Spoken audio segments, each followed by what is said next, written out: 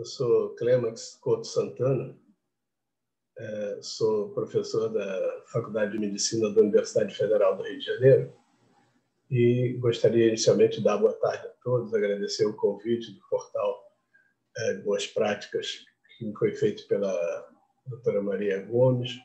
É um prazer muito grande estar com vocês aqui nessa tarde para discutir aspectos da tuberculose na infância. Eu vou fazer uma breve apresentação para que se tenha uma ideia geral do assunto, porque eu sei que, embora todos sejam profissionais de saúde, há pessoas que não têm um contato direto com a tuberculose da criança, principalmente, que têm aspectos peculiares. Nós vamos, então, no primeiro slide, observar essa situação da tuberculose como um problema de saúde pública, né? É um problema, é uma das 10 principais causas de morte em todo o mundo.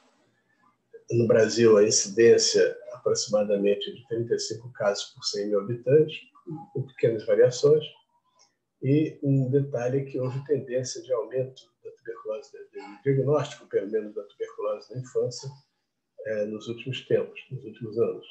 Esse é um panorama mundial em que nós vemos que existem 10 milhões de pessoas com tuberculose no mundo. Isso seria, vamos dizer assim, a prevalência da tuberculose de casos novos no mundo. 1,2 milhões de pessoas, desses 10 milhões, são menores de 15 anos. Essa questão de considerar a criança como menor de 15 anos é discutível, mas não importa. É assim que a maioria das entidades considera. Então, nós teríamos 1.200.000 crianças com tuberculose. Desse total de 10 milhões, 1.200.000 também seriam mortos pela doença, sendo que em crianças esse contingente acontece em 192.000, quer dizer, quase 200.000 mortes em crianças por ano no mundo. Então, essa é a magnitude do problema da tuberculose na infância. Alguns aspectos são muito importantes quando se vai estudar a tuberculose na criança, principalmente, sobretudo na criança até 10 anos, né? Esse é o conceito de tuberculose de criança que o Programa Nacional de Tuberculose vem adotando nos últimos anos, mostrando que nós temos aí aspectos peculiares. Esse é o primeiro aspecto, a tuberculose latente e a tuberculose ativa. Nos últimos tempos, se começou a chamar de infecção latente por tuberculose, essa sigla ILTB. O que significa isso? Isso é aquela criança que, em algum momento da sua vida, estou falando criança, mas poderia estar falando em adulto, não importa. Uma pessoa, geralmente uma criança, que em algum momento da sua vida teve contato com alguém com tuberculose. Esse contato, normalmente se considera que é um contato mais duradouro, fez com que ela se infectasse. Então, ela recebeu uma carga de bacilos, a carga geralmente pequena de bacilos, que desencadeiam uma série de respostas imunológicas do organismo, e a partir de umas 8 semanas, 10 semanas, essa criança não desenvolve a doença. Porém, ela tem um quadro de uma infecção latente por tuberculose. Quer dizer, tem algum micro-organismo, algum bacilo no seu organismo, localizado em qualquer sítio, em qualquer ponto, que vai ficar numa inatividade metabólica e fica assim por 10, 15, 20, 50 anos. Pode ser que, em algum momento da sua vida, esses bacilos que estão nessa inatividade metabólica eles voltam a se multiplicar. Se houver uma baixa do sistema imunológico, pode a criança, o adulto já com 20, 30 anos, ter uma tuberculose oftálmica, uma tuberculose óssea. Por quê? Porque tem um bacilo que ficou lá esperando, sem pressa, numa inatividade metabólica. Isso corresponde a 1/4 da população mundial. Por isso vocês veem que não é uma coisa à toa, é a importância desse reservatório de pessoas em todo o mundo que tem uma infecção latente por tuberculose. Na prática, nós consideramos que quando a criança é assintomática, ela é contato de uma pessoa adulta que tem tuberculose, a sua radiografia de tórax é normal e a criança tem uma prova tuberculínica, né, positiva. A medida para se ver isso é o PPD, a prova tuberculínica. Então, essa criança que é contato de um adulto com tuberculose e que tem está assintomática, está bem, não tem nada de doença, tem uma radiografia também normal e a prova tuberculínica. No entanto, há alguns fatores de risco que podem levar à tuberculose na infância. Por exemplo, se for um contato próximo, frequente com uma pessoa com tuberculose pulmonar, né? Se um contato mantido, no contato de semanas ou meses. Se for uma criança pequena, a infecção pelo HIV, a desnutrição grave, são fatores que podem levar, por exemplo, que uma criança com infecção latente venha a desenvolver a tuberculose ativa, também chamada de tuberculose doença. Assim, aqui sim, ele tem uma doença, né? A criança tem sintomas, está com febre, está com perda de apetite, pode ter tosse, tem uma radiografia alterada, anormal, e geralmente uma prova tuberculínica positiva, embora não seja obrigatório. Tá?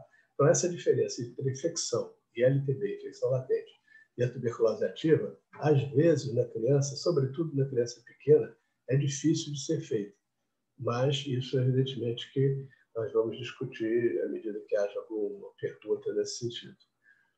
Portanto, destacamos aqui que uma das maneiras de você avaliar se uma criança está infectada pelo bacilo da tuberculose é através da prova tuberculínica, tá? Ou seja, é o teste de Mantoux que é aplicado, como nós estamos vendo aqui, como a injeção intradérmica de um antígeno, né, que é o PPD, e depois de 72 horas você faz uma leitura, como está descrito aqui. Nós vamos ver em duração que essa reação pode provocar, com uma réguazinha se mede em milímetros quanto deu essa reação. Então, se nós tivermos uma reação acima de 5, igual ou superior a 5 milímetros, nós temos uma possibilidade muito grande de dizer que essa criança está infectada pelo bacilo da tuberculose. Sempre vem a questão, mas a vacina BCG não pode alterar. É verdade, mas as normas do Ministério da Saúde, recentemente, depois de uma ampla revisão, identificou que nós temos hoje uma segurança muito grande de considerar que 5 milímetros ou mais indica infecção pela tuberculose, independente dela ter sido vacinada ou não com o BCG. Tá? O diagnóstico da tuberculose, doença propriamente dito na infância, não é fácil, porque as crianças, como nós já dissemos, quer dizer, abaixo dos 10 anos, nós temos formas de tuberculose com poucos bacilos, muito diferente de quem está acostumado a estudar tuberculose no adulto, de trabalhar no centro de saúde com o adulto, em que você sabe que você pode ainda contar com o exame de escarro, né, a baciloscopia, recentemente com o teste molecular, o teste rápido molecular TB, e eventualmente, quando é possível, fazer a cultura, que é desejável que seja feito, mas nem sempre é possível. Na criança não é assim. Nós temos uma doença que tem poucos bacilos, além do que, de modo geral, uma criança pequena, até 4, 5 anos, ela não tem muita capacidade de expectorar, ela não sabe expectorar, não tem essa capacidade, que só vai ser adquirida com o tempo. Então, a partir de cerca de 20 anos, vamos dizer assim, o Ministério da Saúde adotou um sistema de pontuação. Isso nos ajuda no sentido de que a primeira ideia é ver se uma criança está doente, né? Ela está com algum quadro de febre, tosse, vem perdendo peso, já é um quadro um pouco mais arrastado, tem 2 semanas ou mais, isso é um quadro clínico muito sugestivo de tuberculose na criança pequena. Então, nós daríamos 15 pontos. Tá? Por outro lado, se é uma criança que está assintomática, ela não está sentindo nada, ela teve um quadro de tosse, de febre há 3 dias atrás, mas melhorou e tal, então isso aí não deve ser tuberculose. Provavelmente é um resfriado, uma infecção viral, né, que não tem nenhuma importância desse ponto de vista. Então, 0 pontos. E se ela está melhorando com o tratamento, tem um quadro respiratório, está melhorando, menos 10 pontos. Então, esse sistema de pontuação, vocês veem aqui, eles constam do Manual de Normas do Ministério da Saúde desde 2002. E agora, em 2019, ele sofreu alguma modificação por causa da questão da prova tuberculínica. Mas vocês veem que tem aspectos clínicos, tem alguns achados radiológicos. Isso aqui basicamente fica dirigido para médicos, porque necessita interpretar um pouco a radiografia, né? Ver se essa radiografia tem gânglios no mediastino, se tem uma pneumonia, enfim, tem que ter um pouco de prática. Mas é importante, porque juntando a clínica com a radiografia, avaliando se essa criança tem contato com uma pessoa com tuberculose, se a prova tuberculínica dela tem uma pontuação que está descrita aqui, tá? Maior de 5 pontos, se for maior de 10 milímetros, 10 pontos, marca 5 milímetros, 5 pontos. E se o estado nutricional dela mostrar uma desnutrição grave, nós vamos somar esses itens todos que foram descritos e vamos ver, com mais de 40 pontos, o diagnóstico de tuberculose é muito provável, pode-se iniciar o tratamento. Com mais de 30 pontos, o diagnóstico é possível, dependendo de ser alguém com experiência num centro de referência, numa unidade secundária, você pode começar o tratamento também. E se for abaixo de 25 pontos, a criança tem que continuar sendo investigada. Tá? Então, isso, em linhas gerais, seria o que a gente tem hoje para diagnosticar tuberculose doença na criança, tá? Principalmente nas unidades básicas de saúde, no nível da primária e secundária de atenção. Já nos adolescentes, ou seja, naqueles que têm 10 anos ou mais, 10 a 18 anos, vamos dizer assim, eles já têm uma forma de tuberculose muito parecida com o adulto. Vocês estão vendo aqui, era um cartaz que existia até alguns anos atrás, que o Ministério da Saúde fez, que tosse há mais de 3 semanas pode ser tuberculose. Teve várias propagandas na televisão, cantores famosos fizeram propaganda dessa abordagem da tuberculose. Isso é verdade. No adolescente, a gente já tem uma forma que parece do adulto, com tosse, com queda do estado geral, muitas vezes expectoração, até com sangue. Portanto, a partir dos 10 anos, vamos dizer assim, nós temos a facilidade de fazer exame de descarro, de fazer recentemente o teste rápido molecular, né, que vocês sabem que é o exame molecular que é feito num aparelho que existe em várias cidades brasileiras, em cerca de 200 cidades brasileiras, e que é um método rápido de diagnóstico. Esse material, o descarro, é colocado nesse cartucho, é colocado na máquina e no laboratório, 2 horas depois, eles vão ter o resultado, se foi positivo, se foi negativo, se foi reagente ou não reagente. E, além disso, mostra se essa espécime, essa amostra de descarro, é resistente ou não à rifampicina, porque isso tem uma importância muito grande no tratamento desses pacientes. Então, a diagnóstico adolescente frequentemente é feito pela clínica, pela radiografia quase sempre ajuda também, mas principalmente pela possibilidade de se fazer ou vaciloscopia ou teste rápido molecular. Todos sabem que hoje nós temos o teste molecular com ultra, que é mais sensível do que se vinha usando até o ano passado. A tuberculose extrapulmonar tem que ser lembrada apenas, tem várias formas de tuberculose. Aqui é uma criança com uma tuberculose ganglionar no pescoço, essa outra também com aumento ganglionar no pescoço. O teste molecular na tuberculose ganglionar é útil, ele pode ser empregado. Existem muitas formas e certamente a forma mais grave de tuberculose, que todo mundo conhece, é a meningite.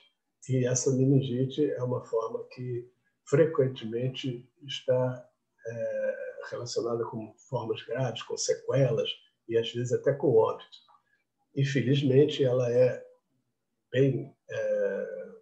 uma redução muito grande em função da vacinação BCG.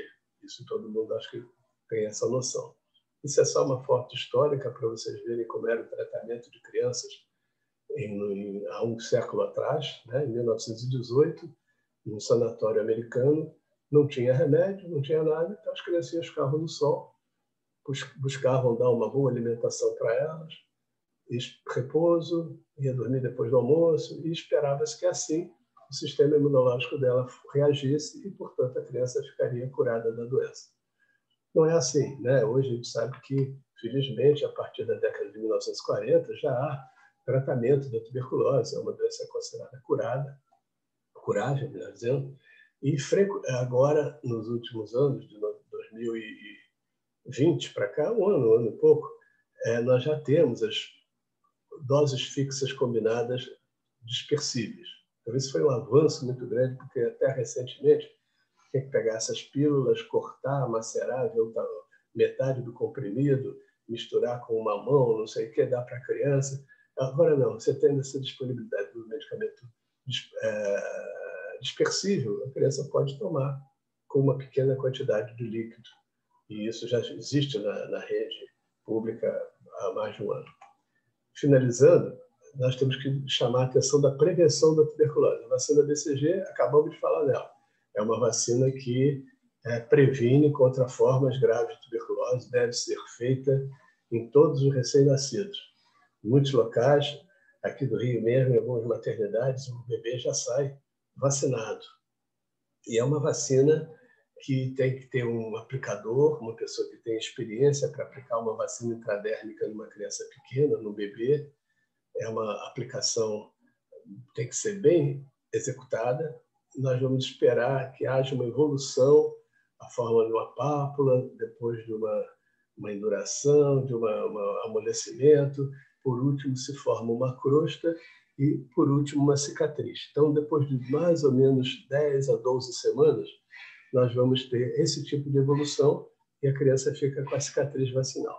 Recentemente, uma norma que estava vigente foi abolida, ou seja, mesmo que a criança, após esse período, não tenha cicatriz vacinal, a recomendação atual é de não se revacinar a criança. Até recentemente estaria indicado isso, mas agora, nas últimas normas de 2019, apenas uma vacinação ao nascer, o mais precocemente possível, porque se espera que essa vacina BCG dê uma proteção até a adolescência e, sobretudo, contra a meningite ou outras formas graves de tuberculose. Finalizando, queria mostrar a vocês, esse é um arremedo assim, de uma cascata, né? A cascata está na horizontal, mas é só para chamar a atenção de que a investigação dos contatos é um elemento extremamente importante que nos últimos 5 anos, pelo menos, vem sendo muito enfatizado pela Organização Mundial da Saúde, por outros órgãos e, consequentemente, pelo Ministério da Saúde. Então, por que isso é importante? Porque o contato é aquela criança, pode ser adulto, um jovem, que vive com uma pessoa que tem tuberculose, né? É um bacilífero, geralmente, um adulto que transmite para a criança. Então, primeira coisa, saber, quando se descobre um adulto com tuberculose, o que nós vamos fazer? Identificar se há crianças, se há contatos para chamar. Hoje em dia se chama crianças e adultos, né? Nós estamos falando hoje de criança, por isso que eu estou me fixando nisso. Mas quantas crianças? Mora com 2, 3 crianças. Então, tá bom, vamos chamar para eles serem atendidos, para serem avaliados. Então, alguns irão, né? Então, alguns desses que foram chamados vão comparecer à unidade de saúde, vão ser investigados, fazer um PPD, fazer uma anamnese, ver se precisa fazer uma radiografia, geralmente precisa, e vão retornar para ler a prova tuberculínica 72 horas depois, ou para trazer algum exame. Então, muitos não voltam, mas os que voltam vão fazer os exames, vão retornar, e aí alguns desses vão ter indicação de começar o tratamento da infecção latente, quer dizer, um tratamento preventivo. Não é o tratamento da doença, aqui é o tratamento preventivo. A criança está bem, tem radiografia normal, como nós já comentamos, PPD reator. Vai iniciar. Alguns vão iniciar, vão voltar, outros não vão voltar. Então, esses que começaram o tratamento, nós sabemos que alguns vão completar o tratamento e outros não vão completar.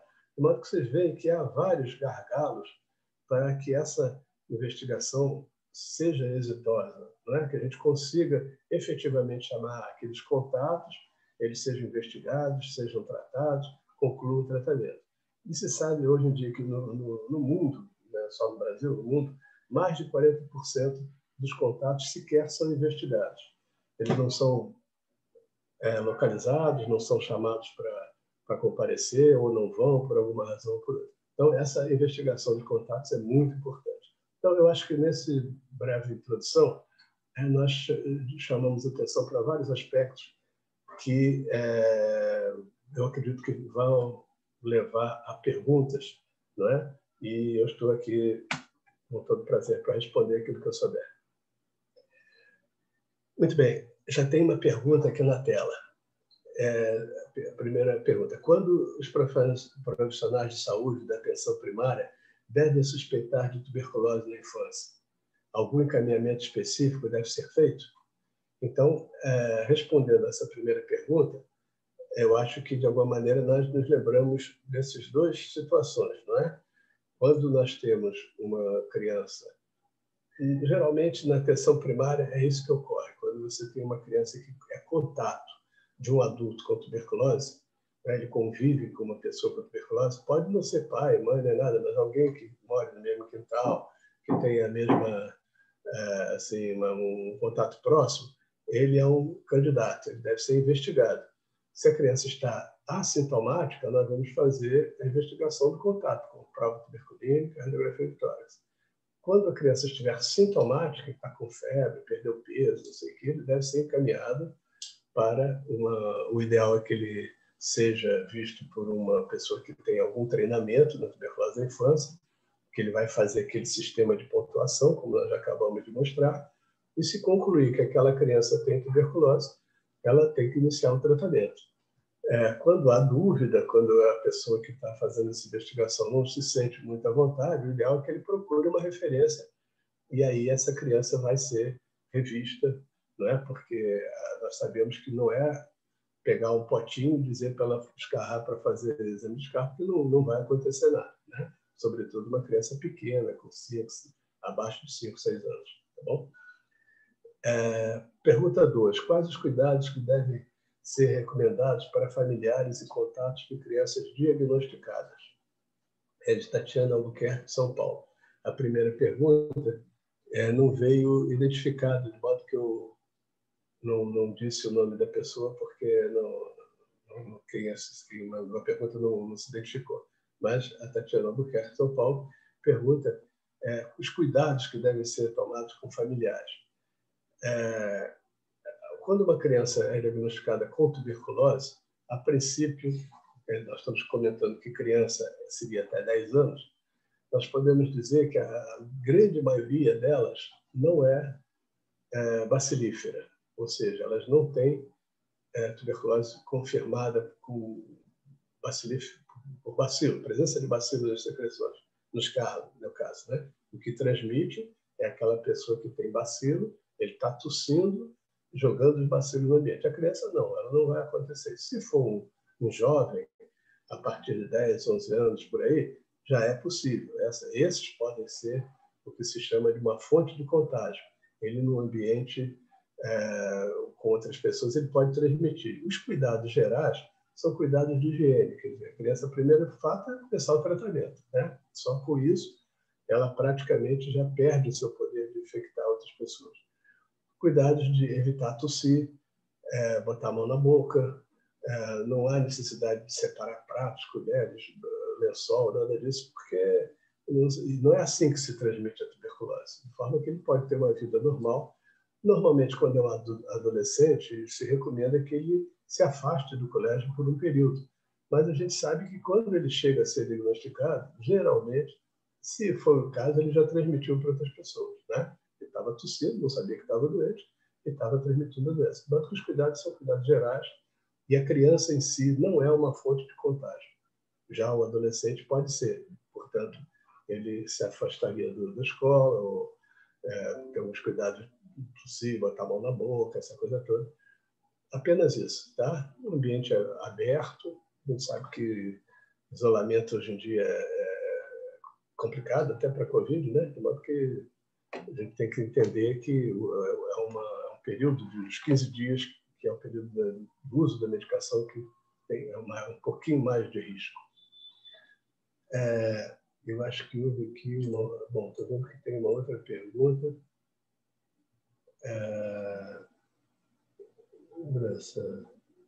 Apareceu uma mensagem aqui. Terceiro. Gostaria de ouvir seu comentário sobre a situação de tuberculose da criança na pandemia da Covid-19. Crianças estão mais confinadas. Foi a professora Fátima de Niterói que fez essa pergunta. Então, ela lembrou muito bem que a recomendação há um ano é que se mantenha o confinamento em casa, né? Que as crianças não tiveram aula, ficaram com a sua seu ensino prejudicado, evidentemente, né? Porque um ano sem escola é muito complicado. Por outro lado, nós estávamos diante de uma situação inusitada para todos nós. Então, durante esse confinamento, é provável que crianças que tivessem convivência com pessoas com tuberculose teriam um risco muito maior de se infectar. Não é? Você imaginar que uma pessoa está dentro de casa. Muitas vezes, esse adulto nem sabe que está doente. Está com uma tosse e tal, ele foi lá ao posto de saúde, não pôde ser atendido por causa da Covid, aí ele voltou para casa com a tosse e tal. E é claro que ele pode ter infectado crianças e adultos nesse período de confinamento. Não é? E imagina-se que essas crianças venham aparecer, elas estão nas unidades de saúde, a gente está começando a ver que estão surgindo alguns casos, alguns, não comentei com vocês, mas trabalho lá no Fundão, no Instituto de Poricultura, nós estamos vendo que aparecem formas até um pouco mais graves de tuberculose, possivelmente porque elas ficaram confinadas, não tiveram acesso aos serviços de saúde, e agora vem como uma demanda reprimida para esses serviços. Tá? Então, a questão da pandemia, além de toda a tragédia que já está instalada no país e no mundo, pode-se dizer assim, tem esse aspecto da tuberculose que ficou muito complicado de ser diagnosticado nesse período, a tuberculose da infância, principalmente. Né? Bem, a pergunta número 4, na infecção latente por tuberculose, tratar 180 ou 270 doses. Angelita, de Porto Alegre. Eu não comentei o número de doses, mas ela está fazendo referência a se usar a isoniazida por um período de 6 meses ou de 9 meses. Foi bom essa pergunta, porque permite lembrar o seguinte, que nós temos uma recomendação do Ministério da Saúde, no seu manual de normas, dessa possibilidade de se usar a isoniazida por um período de 6 meses, que geralmente é o habitual. É muito difícil você conseguir dar 9 meses para uma criança que está bem, e se houver alguma interrupção por algum motivo ou por outro, você pode considerar que se ela tomar 180 doses, ela estaria com o seu tratamento completo. O tratamento da infecção latente é por 6 meses, de modo que se calcula nesse sentido, né? Se havendo alguma irregularidade por uns 2, 3 dias, uma semana e tal, se ao final ela conseguir completar 180 doses, já estaria mais que suficiente. 270 doses seria uma situação muito particular que normalmente na maioria dos países não se recomenda pela sua dificuldade operacional. Quero lembrar que também se tem a disponibilidade da rifampicina, não é isso? O Manual de Normas de Tuberculose de 2019, ela trouxe essa novidade, vamos dizer assim, que é o uso da rifampicina por 4 meses.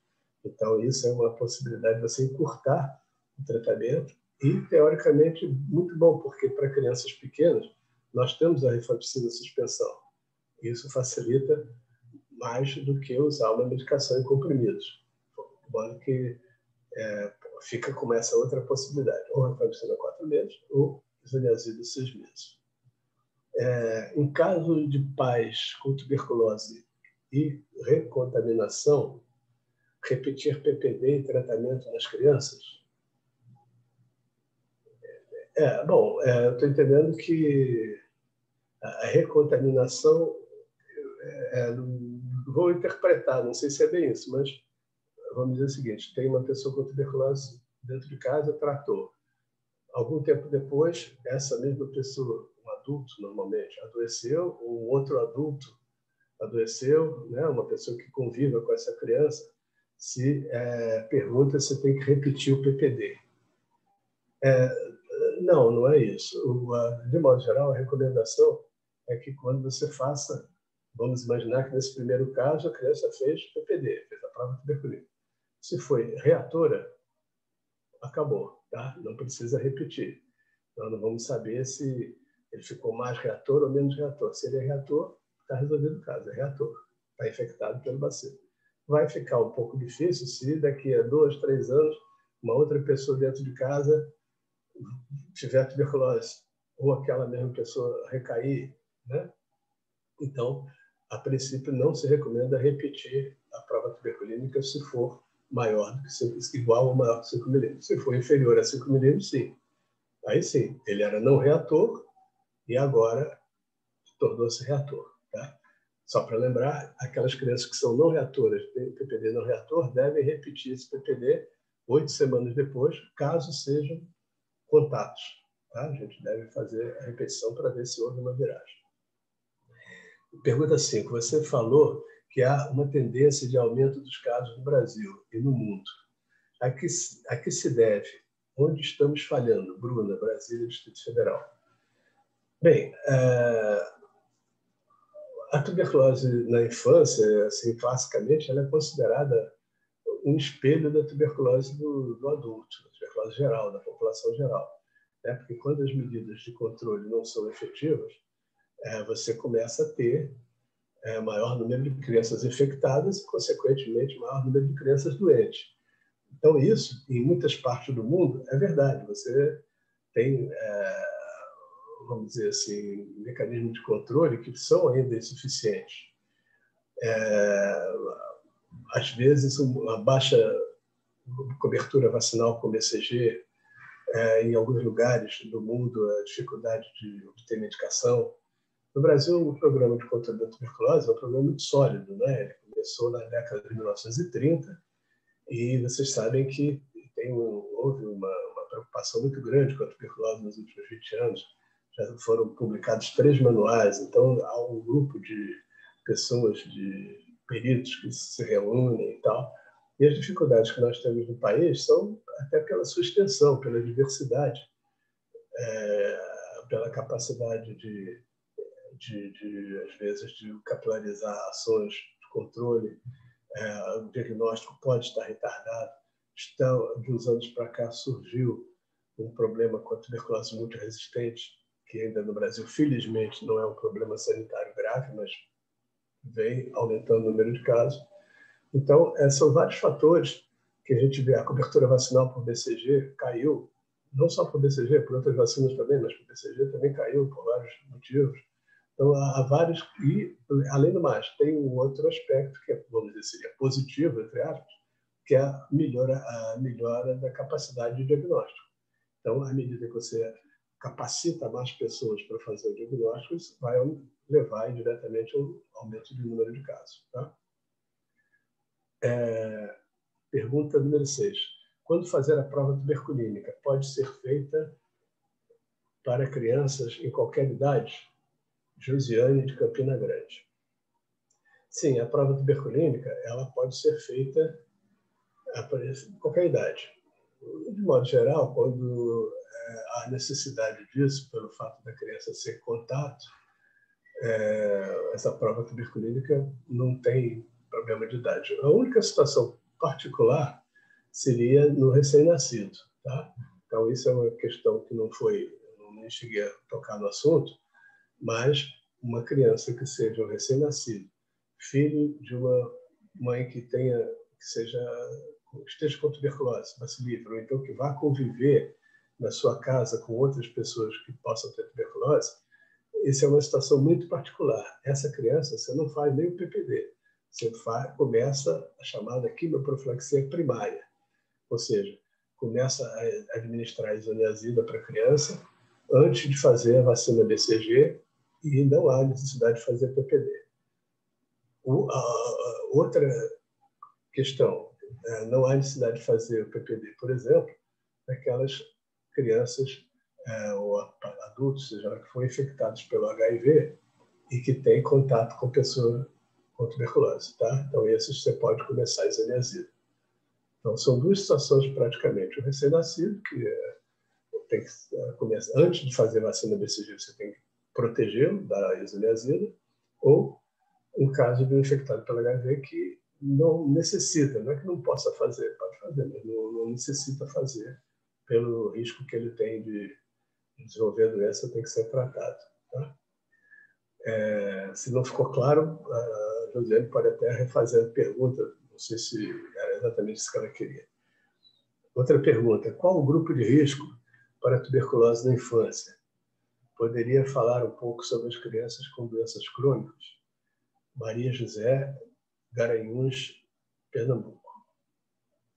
Bem, hoje em dia nós sabemos que os serviços, assim, geralmente os serviços de referência, eles acompanham muitos pacientes crônicos, pacientes que têm doenças neurológicas, doenças reumatológicas, pacientes com, às vezes, com imunodeficiências, né? Então, isso passou a ser uma realidade porque o Brasil teve uma mudança epidemiológica de demanda nos seus serviços de saúde, da pediatria, nos últimos 20 anos, pode-se dizer assim. E esses pacientes, é claro que alguns deles têm um risco maior para a tuberculose, principalmente aqueles que têm doenças consideradas imunossupressoras. Hoje em dia se valoriza muito o que se chamou durante muito tempo de imunodeficiência primária, que é aquele hoje se chama erro inato da imunidade, que pode perfeitamente levar a doenças gravíssimas. Estamos falando da tuberculose, mas poderia ser outra doença qualquer, uma doença por vírus, uma doença por fungos. Mas, pela importância da tuberculose, esses pacientes que têm imunodeficiências, eles normalmente são tratados até para evitar que desenvolvam a doença. Faz uma quimioprofilaxia, muitas vezes. As doenças reumatológicas normalmente acometem mais adolescentes, e um problema que se vê nos últimos anos é o uso de imunobiológicos. Né? Esses imunobiológicos, um ou dois deles têm mais capacidade de deprimir a produção de interferon gama e podem causar a tuberculose por esse motivo. Quer dizer, afetam o mecanismo imunológico e podem levar ao desenvolvimento da tuberculose. Outras doenças têm risco menor, né? É lógico, doenças neoplásicas, pacientes sob um regime de quimioterapia. Evidentemente que qualquer condição imunológica que vá causar uma depressão do sistema celular, basicamente, né? A tuberculose é uma doença que afeta, é decorrente de uma falha do sistema imune celular. Qualquer doença dessas poderá, uma leucemia, mieloide crônica, por exemplo, pode afetar e levar ao risco de tuberculose. Não sendo assim, o risco é igual para qualquer criança. A asma, por exemplo, é uma doença crônica, mas não se pode dizer que haja risco de criança com asma ter tuberculose. Rinite, dermatite atópica, não, nada disso. São doenças crônicas que, se ele tiver contato com um adulto com tuberculose, sim, claro, ele é um contato como outro qualquer e vai ter que ser investigado. Tá? Outra pergunta, como atuar em casos de pacientes que não permitem que os contatos criança sejam investigados? Aurélia, Programa Nacional de Controle de Tuberculose, Alagoas. Estou reconhecendo a pergunta da Aurélia, que nós tivemos em Alagoas levando um treinamento algum tempo atrás, e ela é uma coordenadora local, então já meus uma boa tarde, meus cumprimentos. O fato é que isso aí não há assim uma fórmula para isso, né? É claro que a equipe de saúde, a equipe que atende naquela unidade de saúde, né, na atenção básica, né, até os visitadores domiciliares, essa coisa toda, todo o sistema de saúde básico deve estar consciente da importância disso. Tentar, através da conversa, do convencimento, de que é importante que essa criança seja investigada. Mas não está sentindo nada. Tá bom, mas é por isso mesmo. É para evitar que ela venha ficar doente amanhã depois. Quer dizer, então tem que haver um convencimento muito grande, tem que haver, evidentemente, uma disponibilidade do serviço de receber esses contatos. A gente sabe que isso é mais trabalho, né? Vem a mãe lá com 3, 4 filhos. Esse é meu sobrinho também, veio aí para o... Isso aí leva, evidentemente, a uma certa mudança de rotina, mas que é fundamental. Né? Se a gente não tiver uma valorização de que essa ação de controle de contatos é importante, nós não vamos efetivamente mudar esse panorama, porque nós estamos frequentemente com crianças que estão se infectando, elas vão chegar a uma certa idade, alguns vão descer, outros não vão descer, mas é um reservatório de tuberculose para o mundo.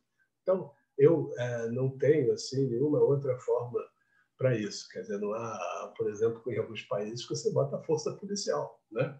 Vai lá na casa da pessoa e tal. A mesma coisa, o paciente se recusa a tratar, ele tem uma tuberculose muito resistente. Em Nova York, era preso, né? Ia não é essa a nossa realidade, infelizmente, né?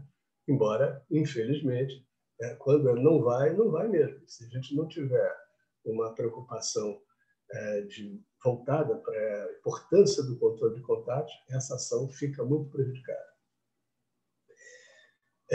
Outra pergunta, muito bacana a apresentação. Quais as co-infecções mais comuns? Sugere alguma abordagem preventiva para alguns casos? Fernando, de São Paulo. A co-infecção mais conhecida, evidentemente, que é a co-infecção pelo HIV, né? A infecção pelo HIV, e que em crianças ela não é um percentual, né? Não é tão frequente quanto do adulto. Então, sabe-se que no Brasil, pelo menos os dados que a gente tem até recentemente, eram dados assim, que mostravam uma co-infecção em torno de 4%, 5%, quanto no adulto é bem mais do que isso.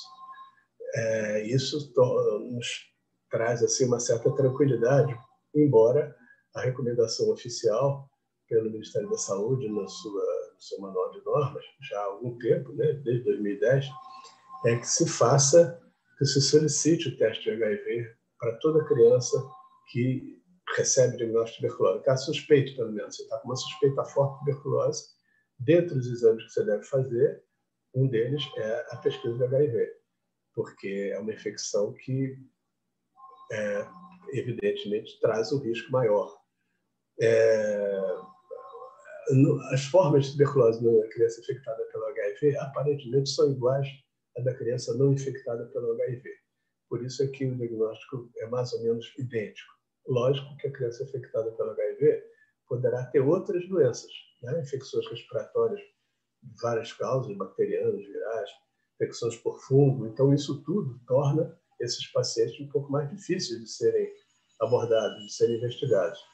Mas evidentemente, de longe, a mais comum a co-infecção. As outras nós até já falamos rapidamente, né? Pacientes imunossuprimidos, pacientes com doença com uso de medicação antineoplásica e tal, mas isso é bem mais raro, a não ser nas grandes capitais, né? Qual o prognóstico dos casos de meningite e formas mais graves da tuberculose na infância? Francisco, Rio de Janeiro. Bom, as formas de meningite por tuberculose são formas, às vezes, que passam despercebidas. Então, é uma doença que se manifesta, muitas vezes, de uma forma muito sutil, e quando você chega a fazer o diagnóstico, a criança já pode ter alterações graves do seu sistema nervoso central. Às vezes, é uma criança que fica meio irritada, que não quer andar, fica chorando por qualquer coisa. A mãe nota que ela tem uns certos tremorezinhos, às vezes fica piscando demais o olho, faz algum cacoete. Então, a febre, começa a aparecer febre, vai aparecendo, às vezes, uma alteração mais importante do sistema nervoso, até que aparece uma convulsão. Aí é que a coisa é diagnosticada, o problema a criança é levada ao serviço de saúde, e lá é funcionada, é feita toda a investigação. Então, a meningite tem isso, ela, às vezes, tem que ter uma certa percepção para umas fases iniciais da doença em que você começaria logo o tratamento e o prognóstico é muito bom. O diagnóstico da meningite tuberculosa, quando feito a tempo, você faz o tratamento e associa corticoide, que é um anti-inflamatório, né, para diminuir todo aquele processo inflamatório do sistema nervoso central. O prognóstico é bom. Nas fases mais tardias, não. A criança pode ficar com sequelas.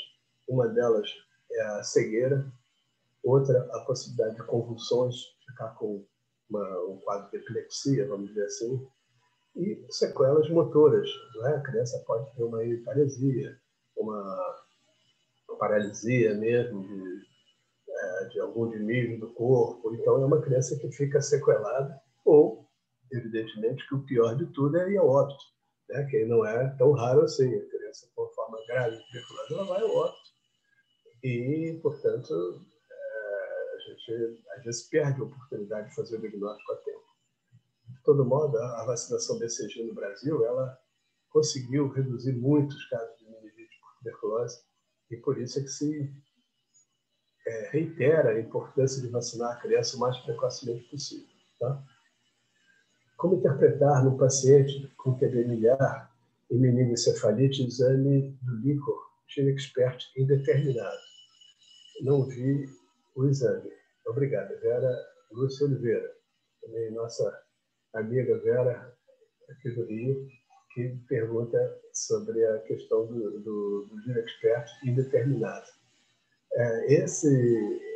O GeneXpert atualmente está sendo feito com a tecnologia Ultra, então é um exame muito mais sensível do que se fazia com o tradicional GeneXpert que era usado até 2019.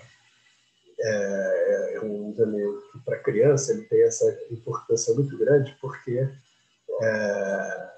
ele é bem mais sensível. Líquor, tuberculose ganglionar, algumas formas de tuberculose abdominal, tuberculose da pleura, todas essas espécies, né, de líquido pleural, líquor sarcoidiano, gânglio, eles são materiais que podem ser testados pelo teste molecular. O que se valoriza muito hoje é o traço, né? Se a criança tem uma clínica compatível com tuberculose.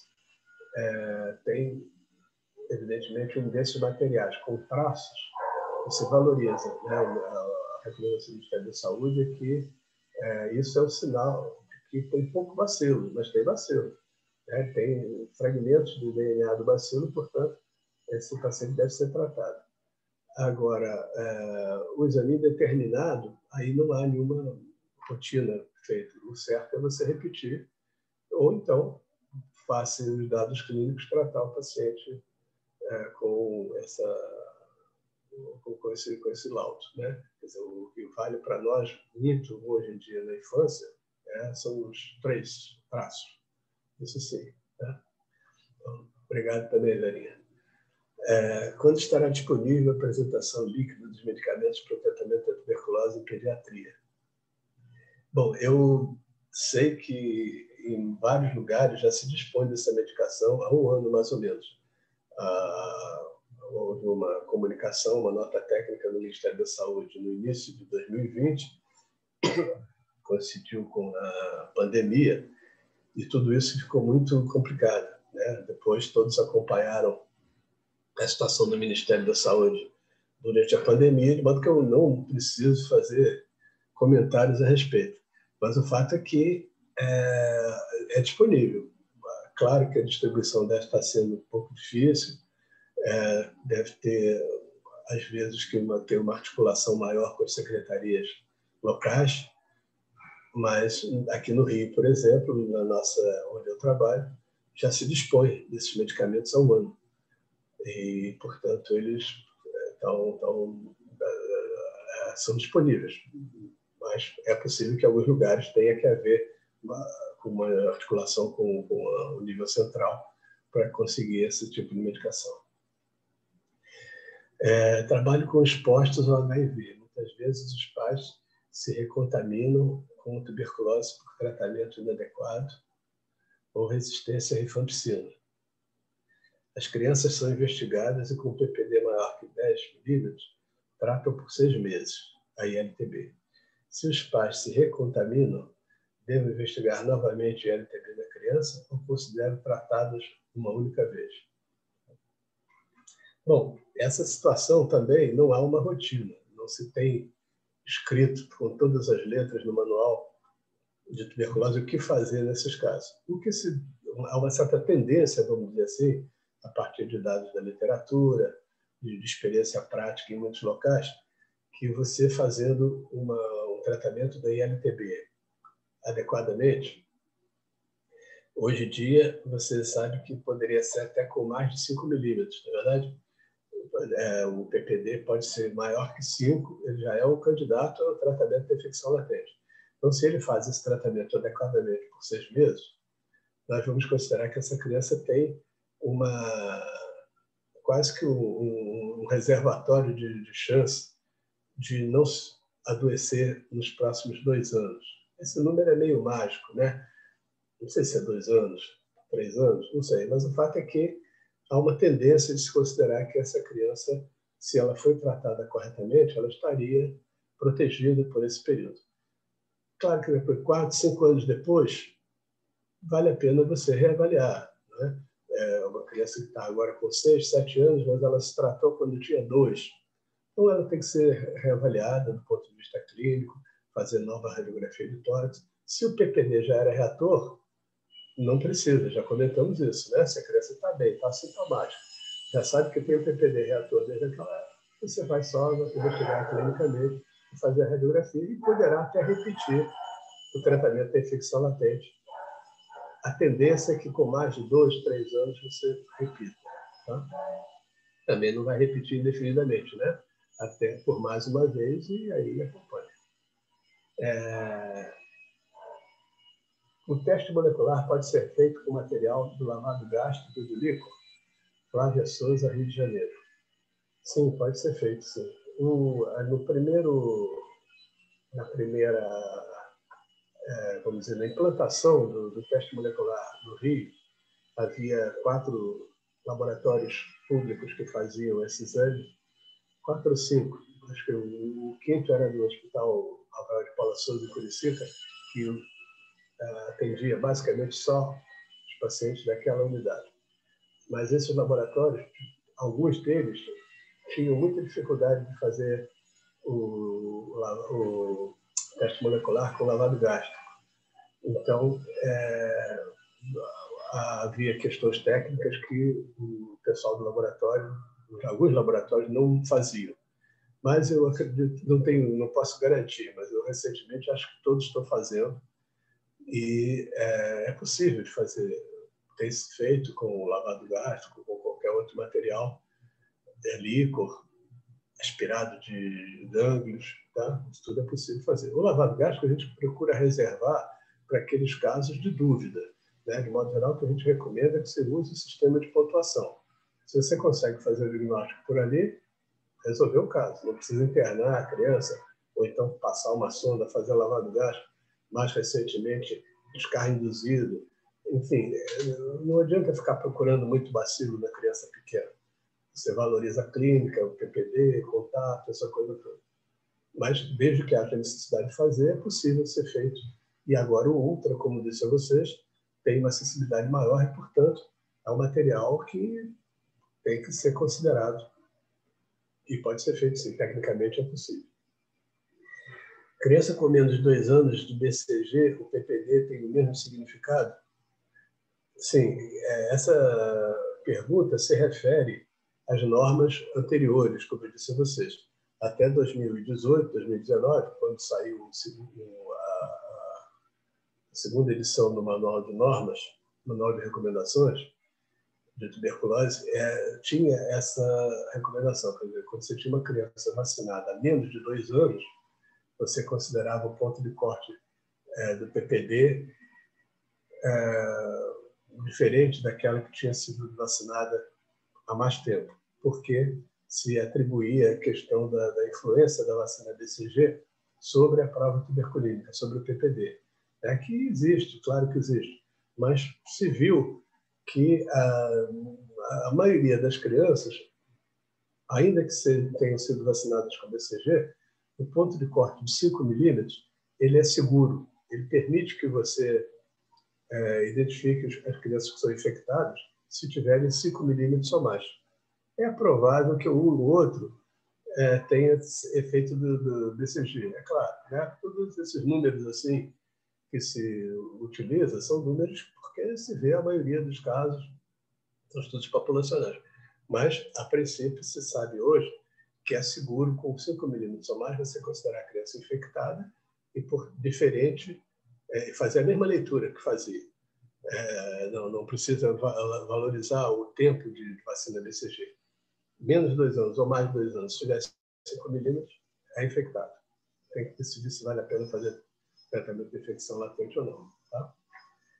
No caso da criança já ser reatora ao PPD na sua primeira exposição ao foco bacilífero intradomiciliar, que fez isoniazida por 6 meses, caso haja um novo contato após 1 ano de término da isoniazida, estamos autorizados a reiniciar a isoniazida por um novo período de 6 meses, independentemente de um novo PPD. A questão é, estamos autorizados a repetir o tratamento com isoniazida por 6 meses? Andréia, Rio de Janeiro. Bom, isso acho que ficou mais ou menos claro na pergunta anterior, né? Em que eu comentei com vocês que a gente considera mais ou menos 2 anos um período em que essa criança estaria protegida. De forma que, se ela tiver uma reexposição nesse espaço de tempo, estiver assintomática, não tiver nenhuma evidência de que está doente, etc., você não precisaria repetir o tratamento de infecção latente. Tá? Você não iria repetir o uso da isoniazida, a não ser que fosse um intervalo de tempo maior.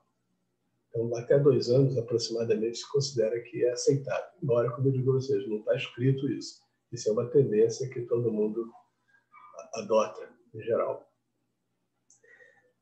Comportamento do PPD após infecção do Covid. Altera a resposta se investigação... tá, eu entendo que você está investigando uma criança, supostamente com tuberculose, mas ela teve Covid. Então, isso pode afetar a resposta ao PPD? Pode. Na verdade, pode, porque qualquer infecção grave, claro que a criança, a gente sabe que tem formas de Covid mais brandas do que o adulto, de modo geral. Claro que há formas graves na infância, ou pelo menos elas estão tendendo a aparecer agora. Mas, em geral, a forma da Covid na infância, ela tem pouca carga viral e as manifestações clínicas são mais brandas, menos dramáticas do que no adulto e acometem, portanto, menos e causam menos problema imunológico na criança. Então, é provável que essa resposta ao PPD não seja afetado pela Covid na maioria dos casos, porque a criança não tem uma imunossupressão, uma depressão importante. A doença na criança não causa esse tipo de imunossupressão.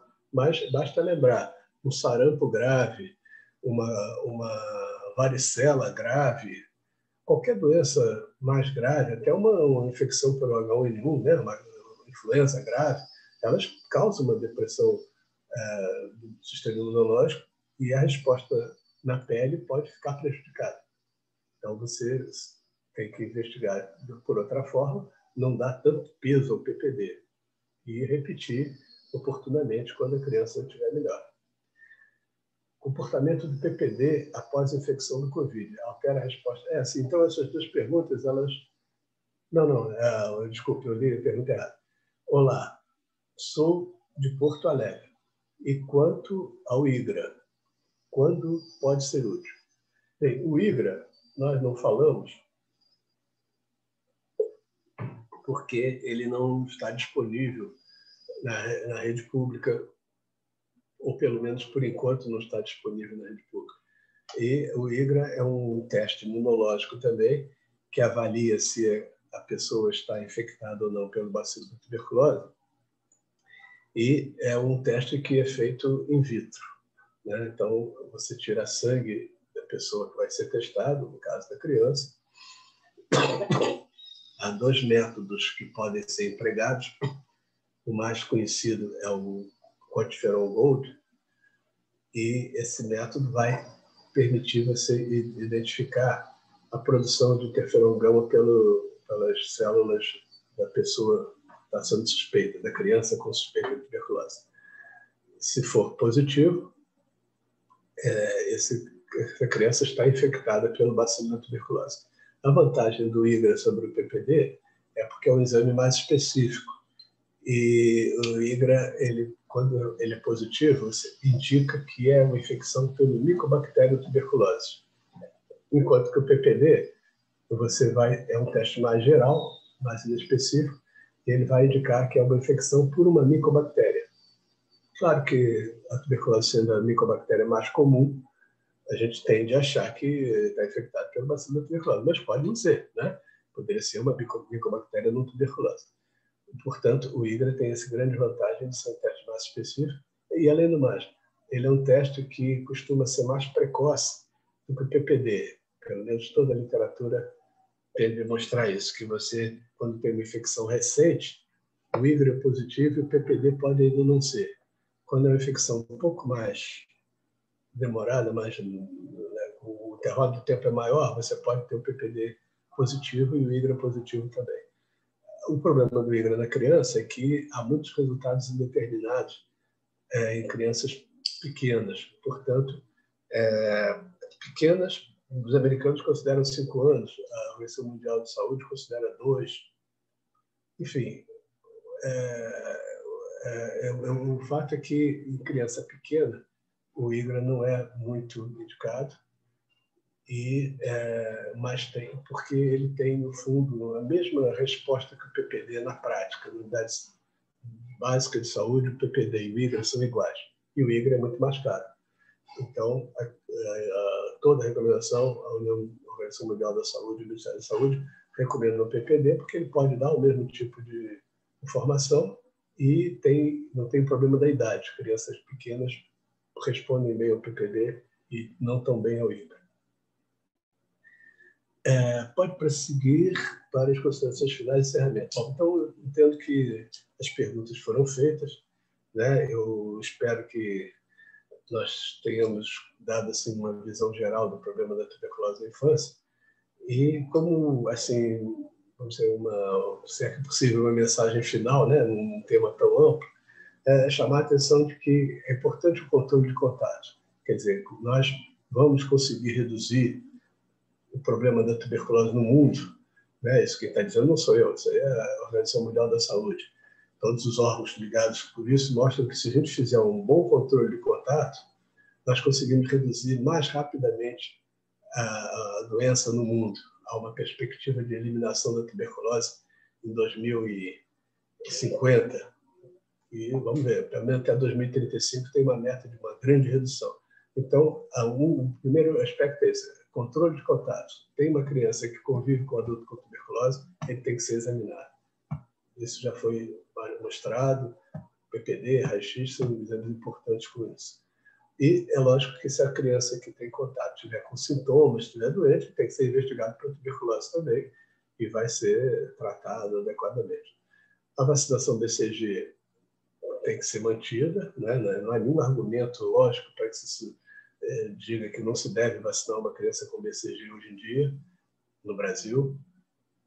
E outra mensagem é que a tuberculose na infância também precisa de um certo treinamento. Nós temos feito alguns treinamentos junto à Secretaria Municipal de Saúde do Rio de Janeiro, a Secretaria de Estado do Rio de Janeiro, outros estados têm essa preocupação, o Ministério da Saúde também tem, de capacitar pessoas, né? Tem esses aspectos peculiares que a gente discutiu hoje, eles podem e devem ser tratados em pequenos grupos, em reuniões de médicos, enfermeiros, outros profissionais de saúde que lidam com criança, porque nós conseguimos, então, trazer essas noções mais de perto e mostrar essas nuances todas que envolvem a investigação da criança com tuberculose, seu tratamento, seu diagnóstico e tratamento. Tá? E a prevenção, mais uma vez, um dado importantíssimo. Espero que tenha sido proveitoso para vocês.